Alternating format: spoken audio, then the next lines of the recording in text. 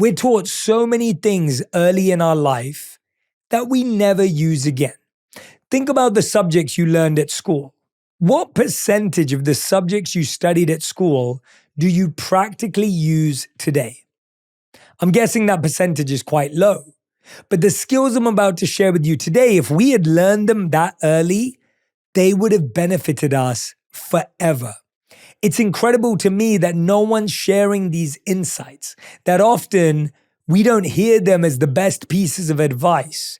This isn't what we're being told. It's something that you have to read in between the lines to actually extract and implement in your life. The #1 health and wellness podcast. Jay Shetty. Jay Shetty. The one, the only Jay Shetty. Hey everyone, thank you so much for tuning in today about the 7 lessons I wish I had learned sooner.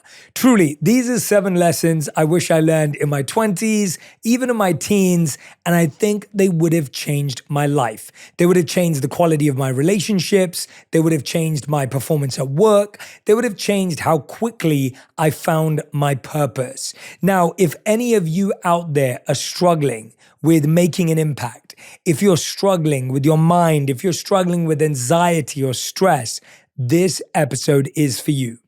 But before we dive in, I want to ask you a simple request. It would mean the world to me if you would subscribe to this channel. Every single week for years, I've been creating content to serve you, to help you, to support you. And I know that you're the type of person that would love to be a part of this community. When you click subscribe, you're not just subscribing to a channel. You're actually committing to a journey of growth, transformation, and service. And you're allowing me and my team to continue to do this work, which we can't wait to keep giving. So thank you so much. Click that subscribe button. So let's dive straight in. The reason why the lessons I'm about to share with you today are so powerful and so important is that they're often missed. We're taught so many things early in our life that we never use again. Think about the subjects you learned at school. What percentage of the subjects you studied at school do you practically use today? I'm guessing that percentage is quite low. But the skills I'm about to share with you today, if we had learned them that early, they would have benefited us forever. It's incredible to me that no one's sharing these insights, that often we don't hear them as the best pieces of advice. This isn't what we're being told. It's something that you have to read in between the lines to actually extract and implement in your life. I hope you have your notepad out. If you don't worry. We'll be summarizing this as we go along, and you'll be able to come back at any point to grab the insight that you missed. Feel free to pause, play, rewind, fast forward as you will, because I want to make sure that this message lands. The first lesson I wish I'd learned sooner is the less you say, the more your words will matter. I always used to think that the loudest person in a room had the most power, that the person who talked the most had the most control, until I realized the person who spoke the most was the least in control. They were trying to come across as likable. They were trying to be popular. And in that attempt, they were actually making it harder for them to be memorable. It was hard to be interesting for a 30-minute conversation and talk for 20 minutes of it. It was really difficult to be memorable when you said so many things, but no one remembered what you exactly said. It felt really uncomfortable to be quiet, but every time you kept trying to interject and say something, you felt even less confident because you didn't have anything meaningful to say. This principle, this lesson will change your life. The first thing it will do is it will stop you from being anxious in social settings. The number of us that walk into a social setting and try to come off as interesting and important only to leave feeling insignificant and irrelevant to the conversation. If you realize that being silent is not a weakness. Being silent is a strength. Why? Because you can listen. It means when you respond, people will also be able to tell that you took in what they say. See, most of us are struggling not because we don't listen, but because we're thinking about what we want to say while we're listening. Because of that, we don't even digest what someone is sharing. So when we open our mouth, that person feels disconnected and distant. So firstly, it will remove that anxiety and nervousness when you're at a party, a social setting, a work event, whatever it may be. The second thing is you get the opportunity to be interested, which is even more important than being interesting. People love to share and answer great questions. When you get good at asking good questions, people feel good. They react in a good way. They appreciate it. Now, most of us, when we ask questions, we ask things like, how was your day? That person has been asked that for so many years in their life that they have a rehearsed, regurgitated answer. Something like good, fine, okay, blah, right? Now, you may be a little more bold and talk about the weather. That's boring too. That person has been asked about the weather for years. Now, you may have heard, let's ask someone what's exciting for them. That can sometimes feel quite challenging for that person. Here's what I'm going to share with you. If you're going to ask something, share your thoughts on it first. Say, I've been watching this really cool TV show. What's your thoughts on it? Have you seen it? They go, no, I haven't seen it. And they say, tell me about it. Now you've actually been asked to share. A lot of us say so much when we're not asked. Unsolicited advice and unsolicited conversation is potentially the hardest to hold someone's attention with. When someone asks you a question and you respond, that keeps their attention. When you talk without letting someone else get involved, we actually lose their attention. The less you say, the more your words will matter. The less you complain, the more people will listen. The less you react, the more control you hold. The less you argue, the more dignity you keep. The less you chase, the more you attract. The less you speak from emotion, the more weight your words carry. The less you overcompensate, the more people understand you. Less noise, more impact. Less chatter, more respect. Less explaining, more commanding. Speak less and mean more. When you walk into a room and you just start complaining about your day, complaining about your journey, complaining about the travel, complaining about your weekend, what does that do? It puts everyone into a negative space and negative environment. They now connect you and associate you with negative emotions. Even if they say, I agree, I'm sorry you went through that, I'm sorry to hear it, you have now created a contagious space for negativity. Save that complaining for a friend you can vent to. Save that complaining for someone who shares the same with you. When you're walking into the workplace, when you're walking into a family event, walk in and share something amazing that happened to you, something that you're grateful for. Ask someone else what was the most memorable part of their week, something beautiful that happened to them. All of a sudden, you're going to kickstart a chain reaction of positive events. In today's world of endless chatter, it's easy to believe more words mean more connection. But studies show the opposite. According to a 2014 Harvard study, people remember only 17 to 25% of what they hear in conversations. Flood someone with words, and your meaning gets lost like a drop in an ocean. Wise communicators know brevity creates impact. In Zen teachings, a story tells of a student who asked his master for the secret of wisdom. A student went up to his teacher and asked, "What is the secret of wisdom?" The teacher simply replied, "Listen." The student asked again, "What is the secret of wisdom?" The teacher replied, "Listen."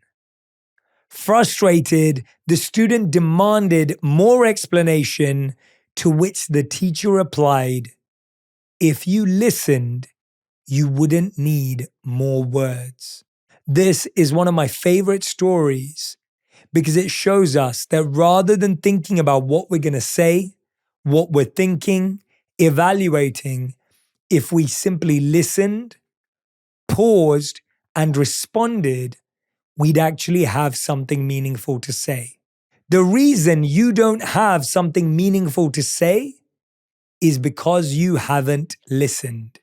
We don't listen because we're scared of the gap between listening and responding. But actually, if you listen and you take that time, what you say will have more value, more impact, and it's more likely to be remembered. So here's a habit, a practical habit I want to share with you. Before your next conversation, ask yourself, what is the essential message I want them to remember? Say it clearly in 1 or 2 sentences. So when you walk into a conversation, make it really clear to yourself. What is it I want to communicate? What is the essence of what I actually want to share? What do I want to embody? And let your silence add weight to your words. The second lesson I wish I'd learned sooner is let go or be dragged. Think about this. When you don't let go of something, it doesn't stop. It doesn't pause. If you don't let go of a person, they don't stop changing. If you don't let go of a person, they don't stop living. If you don't let go of a person, they don't stop doing whatever it is they're doing. Sometimes the only way to strengthen your own relationship with yourself is to disconnect and let go of someone else. Think about all the times in your life where you were so attracted to someone, you just kept pursuing them. What happened? You didn't let go and you felt dragged along. What about when there was someone that you were dating and maybe they gave you all the signs? You saw all the red flags that this person wasn't right for you. But what did you do? You didn't let go, and so you were dragged. And what about that friend who kept manipulating you, kept taking advantage of you, took you for granted, and you didn't let go, so you got dragged? It's much better when we voluntarily, early on, let go, rather than get dragged throughout our life along with this person, wherever they're going, in whichever direction. Let go or be dragged. Let go or be left behind. Let go or be broken by what you're clinging to. Let go or be crushed under the weight of what's gone. Let go or lose yourself trying to hold what's already slipping away. Let go or stay trapped in a life that no longer fits you. Clutching what hurts you doesn't save you. It sinks you. Clinging to what's over doesn't preserve it. It poisons you. Holding on too long turns love into resentment, hope into suffering, memories into anchors. What you won't release will eventually release you, maybe even brutally. What you won't walk away from will drag you until you can't walk at all. You don't lose by letting go. You lose by refusing to let go. See, the thing is, attachment often feels like love, but unchecked attachment is more like a chain. There's even science to back this up. Neuroscience shows that our brains literally rewire around emotional pain. Holding on to resentment, disappointment, or hope for change can activate the same brain regions as physical pain. There's another Zen story that I love. Two monks are walking on a beach. They come across a woman who's actually drowning in the ocean. One monk jumps into the ocean, swims out, picks her up, and brings her back to shore. They make sure she's okay and walk on forward. A few hours later, the other monk asks the monk who jumped into the ocean, "My brother, we're monks. We're not supposed to touch women, let alone carry them. How could you do that?" The other monk replied, "I carried her to safety. I set her down a few hours ago. Why are you still carrying her?" This story beautifully illustrates the idea that the longer you carry something, the more it weighs you down, the more it affects you. And so many of us look at letting go like failure. We look at letting go like we made some mistake. We look at letting go like we're ruining something. But actually, letting go can be the best path forward. So here's a really practical step I want to take. Write down one grudge, one disappointment, or fantasy you're clinging to. And then ask yourself this: what would happen if I set it down today? Imagine walking lighter for just 1 hour and act from that place. Do the thought experiment. You don't even have to do it in reality. Just think about it for a moment. If you let it down, if you started applying for new jobs today rather than complaining about your current one, if you started to find new connections and friends instead of comparing your life to your old ones, if you started to allow yourself to let go of the expectations you have of others, who would you be? I promise you the answer is far better than you even imagine. And if you're scared to do it in practice, practice it first in your mind. The third lesson I wish I'd learned sooner was talk about your relationship with the person you're in a relationship with more than you talk to others. I speak to so many people. Now, I know you've done this before, and so have I. We all talk about our relationships with other people. I'm not just talking about romantic relationships, even our friendships. You have a friend over here, you complain about them to this friend over here. You have your partner over here, you compare them to someone else's partner over there. You have an issue with someone over here, you talk about the issue with someone else who's not connected to the issue. Now, I'm not saying don't have friends. I'm not saying don't talk to your family. It's great to get advice from a therapist or a coach or even people in your life. It's about the proportion. 80% of our life should be talking to that person, and 20% is talking to others to get wise counsel, to get advice, to get insights. It's a really healthy thing. The problem is our proportions are the opposite. We may spend 20% speaking to the person we have a relationship with, and that 20% might be filled with arguments, conflict, tension. And then we go and talk about it with someone else who doesn't have the power to solve it. This will change your life. If you started to spend more time talking with the person rather than talking at them, if you could spend more time talking with your partner than talking about your partner, your relationship will change. If you could spend more time talking to your partner than talking about your partner, your relationship will change. If you could spend more time investing in connecting with your partner than connecting with other people talking about your partner, your relationship will change. Talk about your relationship with the person you're in a relationship with, not other people. Talk about your problems with the person you have the problem with, not just other people. Talk about your needs with your partner, not your friends. Talk about your doubts about your relationship with your partner, not in group chats. Talk about your pain with the person you have the pain with, not with outsiders who can't fix it. Nobody else knows your relationship like the two of you do. Nobody else lives it and fights for it like you do. Advice is easy, judgments are cheap, but real change only happens between the two people who are actually in it. When you vent to others instead of speaking to your partner, you build walls instead of bridges. When you gossip about your relationship, you invite people into problems they don't belong to.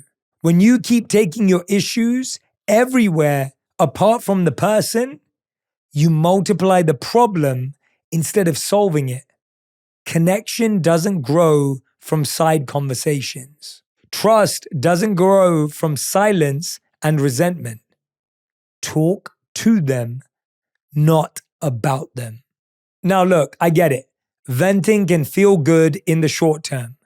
Brain imaging shows that expressing anger activates the brain's reward system.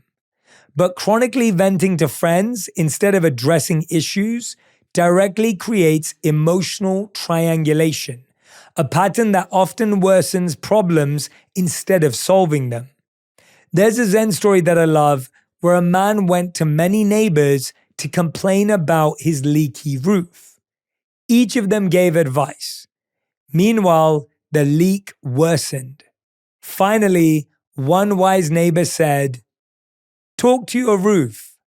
In other words, take action where it matters. It's great to get advice. It's important to have a support system. But don't forget, the number one system is solving it with the person. So here's today's practical habit. If something bothers you about your relationship today, resist the urge to text some random person. Instead, set a time to talk to your partner. Share something you appreciate about them. Share where you want the relationship to go. And then share with kindness, concern, and directness how you want things to change. And most importantly, what you're willing to change. That will change your relationship. Lesson 4, I wish I'd learned sooner, was you understand who someone is when they're stressed, not just when they're at their best. How many times have you met someone and you meet them at their best day? You meet them at their party, you meet them at their event, you meet them when they just got promoted, you meet them when everything's okay, and you literally think, this person's amazing, I love them, right? Now that's not a bad thing. We all have good and bad days. And I'm not saying to judge people on their bad days instead of their best days. What I'm saying is, you don't really know who someone is until you've seen them on a bad day. You don't really know who someone is until you've seen them in a bad mood. You don't really know who someone is until someone's done something bad to them. It's in those moments that you realize who someone truly is. 360 degrees. So rather than making just snap judgments on when you meet someone in a great mood at a great time, give yourself time to get to know them. Give yourself time to see them in different scenarios. It's also not just about good and bad. It's about seeing who someone is when they're with their family. It's about seeing who someone is when they're with their friends. It's about who seeing someone is with strangers. It's about how someone treats the waiter. It's about how someone treats the doorman. It's about how someone treats the person that they meet on the street. When you've seen someone in all these scenarios, you will have a healthier, deeper, more wholesome understanding of who they truly are. Don't meet someone in one environment and give it this amplified view that you assume that they're that person in every environment. Don't meet someone in one phase or stage of their life and assume they're going to be that in every other stage. See, the mind likes to make it easier.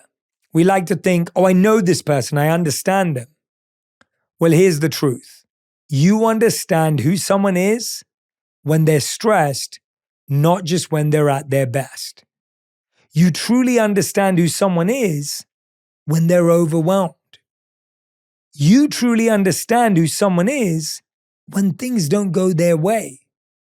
You truly understand who someone is when they hear no. You truly understand who someone is when they lose control, not when they have it.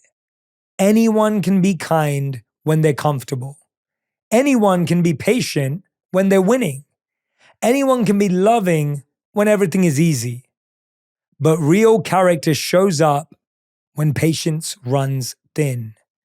Real loyalty shows up when you're not popular. Real respect shows up when there's nothing to gain. Watch who blames, watch who lashes out, watch who punishes, and watch who stays gentle. Pressure doesn't create cracks, it exposes where they already were. Pay attention to who someone becomes when the easy parts fall away. That's who they are as well. That's who you're dealing with. That's the truth you can't ignore.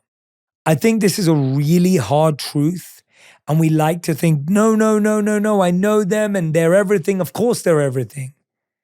But pressure shows us a person.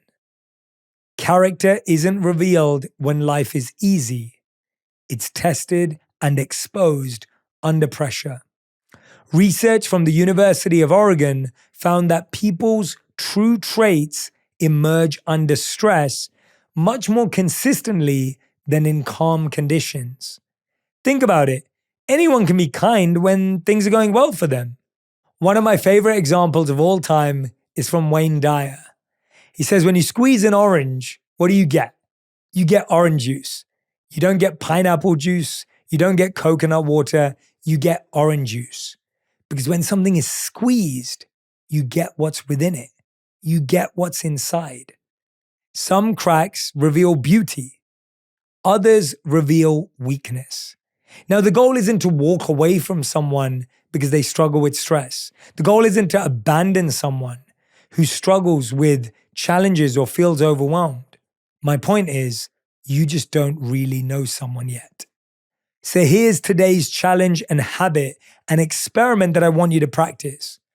Notice how someone reacts to a small inconvenience, a traffic jam, a late order, a mistake. Are they gentle or harsh with themselves or with you? Are they patient or punishing with themselves and with you? Take note without judgment, but get clarity as to what you're getting involved in. Lesson number 5 that I wish I'd learned sooner is you don't get what you deserve, you get what you accept. We hear this all the time. I think I deserve more. I deserve more money. I deserve more love. I deserve more respect. And we walk around sometimes internally feeling we're not getting what we deserve. And guess what? You're right. You're not getting what you deserve. You're getting what you accept. No one's going to notice when you work harder at work if you don't make it clear. No one's going to notice when you're putting effort into a relationship unless you make it clear. No one's going to know or remember the sacrifices you've made until you stand up for yourself. Remember, you don't get what you deserve. You get what you accept. You don't get what you deserve. You get what you protect. You don't get what you deserve. You get what you settle for. You don't get what you deserve. You get what you fight for. Deserve is a feeling. Acceptance is a standard. Boundaries are protection. You can work hard and still be overlooked. You can love deeply and still be mistreated. You can give everything and still be taken for granted. If you don't stand for yourself, no one else will. If you don't protect your peace, no one else will. If you don't guard your value, it will be discounted. Respect is not given freely. It's enforced by your standards. Love isn't enough. It's shaped by what you allow. Worth isn't rewarded. It's protected every single day. You don't rise by hoping. You rise by refusing to shrink. I know it's a painful realization, but it's true. A 2021 study by the American Psychological Association found that individuals who consistently tolerated small boundary violations were 62% more likely to end up in emotionally exhausting relationships. 62%. Think about that, right? When we're accepting people breaking our boundaries, people not respecting our worth, we're just taking in whatever it is. You're not going to get what you deserve. At work, at home, wherever. It doesn't work that way. One of my favorite stories about this is a story about a farmer who accepts that a storm will come. He doesn't pray it away or deny it. He just builds stronger walls. In a similar way, accepting less than you need teaches others you will bend until you break. Here's the habit I want to set for you today. Think of one boundary you've been hesitant to enforce. It could be late replies, canceled plans, jokes at your expense. Today, calmly but clearly state your boundary once. First to yourself, and then when you're comfortable with someone else. Maybe you keep allowing people to cancel plans last minute. Maybe you keep allowing people to get away with saying things about you. Now, here's the thing. The reason why we fail at this is we usually attack people. We don't set a boundary. We attack people. We say, why do you treat me like this? Don't do that. That's not a boundary. A boundary is something you keep as a promise to yourself. If someone does this again, I will not invite them again. If someone talks to me that way again, I will not respond to them. A boundary doesn't mean someone else acts differently.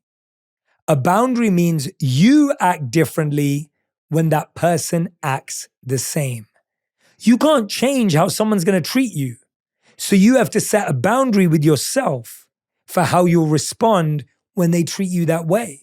If someone's mean to you once more, how are you going to set a boundary for yourself? That's what I want you to focus on. Lesson number 6, I wish I'd learned sooner, is some people love the old version of you because they could control them. This is a really harsh truth. How many times have you ever had someone who's like, oh, I miss the old you. You always had time. What they're saying is you always had time for me. How many times have you had someone say to you, oh my gosh, I loved who you were in like 2022. Like you were so much fun. What are they saying? You were so much fun for me. Someone says, oh my gosh, remember back in the day when you'd just come over and we'd just cook together and we'd figure it out? What they're saying is that was convenient for me. Some people love the old version of you because they could control them. Some people love the old version of you because they don't want to grow. Some people love the old version of you because it made them feel bigger. Some people love the old version of you because it kept them comfortable. Some people love the old version of you because it made their lives easier, not better. They don't miss you. They miss the version of you who stayed small. They don't miss you. They miss the version of you who didn't set boundaries. They don't miss you. They miss the version of you who needed their approval. When you outgrow the old version of yourself, you outgrow the people who needed you to stay there. When you heal, you disrupt the systems that benefited from your wounds. When you rise, you reveal who was rooting for your survival, not your success. Don't shrink to fit into old spaces. Don't bend to make old relationships easier.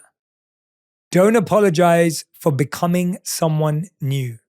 If they can only love the unhealed, unsure, controlled version of you, they don't love you. They love your compliance. This is probably the hardest one to learn because we feel bad. We wish we could still be that person, but we know we're not. We're more organized. We're more focused. We have more commitments. We have more priorities. And that person wants us to be available, around, just be there all the time. See, science backs this up. Growth threatens those who benefited from your smallness.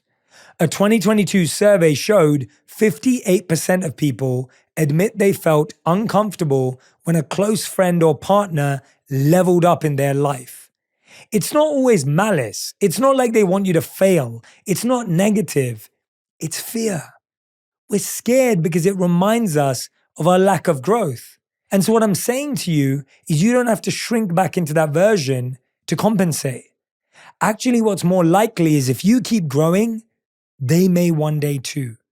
Not if you're trying to convince them, not if you're trying to make them grow, just by watching you fly, they may one day choose to fly as well. So here's my habit for you today. Write down one way you've changed for the better in the last 12 months. Celebrate it privately or share it proudly without apologizing. Lesson number 7, I wish I'd learned sooner, is I'm just bad at texting, is code for you're not a priority. I used to always want to convince people, even if they didn't message back, even if they didn't respond, I always wanted to stay connected, only to realize they didn't really want to connect with me. And while I was trying to do that, I was missing out on the group of people here who really did. I was ignoring a group of people who wanted to connect, believed in me, support me, for a group of people who showed no signs of it. I promise you there is more love in your life than you even recognize because you're looking in the wrong direction. I promise you there are more people who want to be friends with you than you realize because you're trying to be friends with someone else. I promise you there are so many people who would want to spend time with you, but you're missing out on them because you're trying to chase someone else. Read the signs. You don't need to become a conspiracy theorist. Most of the time, again, it's not malice, it's not negative. People just have different priorities.